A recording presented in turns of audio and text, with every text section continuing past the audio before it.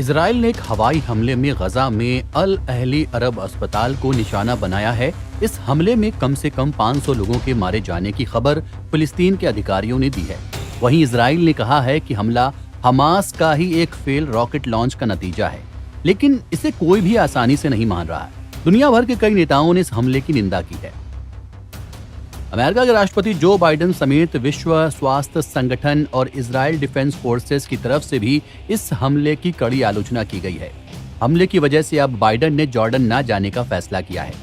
फिलिस्तीन के राष्ट्रपति महमूद अब्बास के प्रवक्ता ने हवाई हमले की निंदा करते हुए इसे नरसंहार और मानवीय तबाही बताया। अब्बास अमेरिकी राष्ट्रपति जो बाइडेन के साथ पहले से निर्धारित मीटिंग से भी हट गए हैं। बाइडेन बुधवार को इस क्षेत्र का दौरा करने वाले हैं।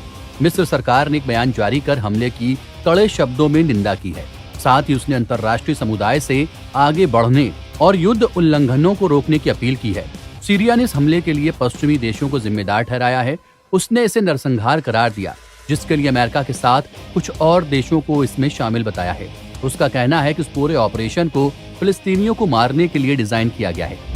वहीं तुर्की के राष्ट्रपति तैयब एर्दोगन ने कहा है कि मैं पूरी मानवता से गाजा में इस अभूतपूर्व क्रूरता को रोकने के लिए कार्रवाई करने की अपील करता हूं।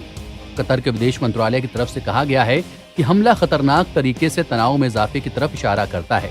बयान में कहा गया, गाजा पट्टी पर अस्पतालों, स्कूलों और दूसरी जनसंख्या केंद्रों को शामिल करने के लिए इजरायली हमलों का बढ़ना बहुत खतरनाक है।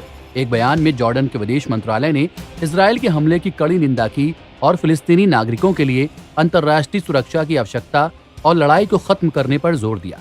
किंग अब्दुल्ला द्वितीय ने कहा कि गाजा अस्पताल पर इजरायल की बमबारी एक नरसंहार और एक युद्ध अपराध है, जिस पर कोई चुप नहीं रह सकता। वहीं व्हाइट हाउस ने पुष्टि की है कि बाइडेन की मध्य पूर्व यात्रा का जॉर्डन हिस्सा रद्द कर दिया गया है।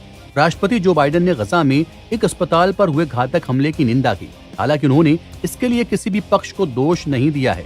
उन्होंने एक बयान में कहा कि मैं गाजा के अल अहली अरब अस्पताल में विस्फोट और उसके परिणाम स्वरूप हुई जान माल की भयानक हानि से क्षुब्ध और बेहद दुखी हूँ।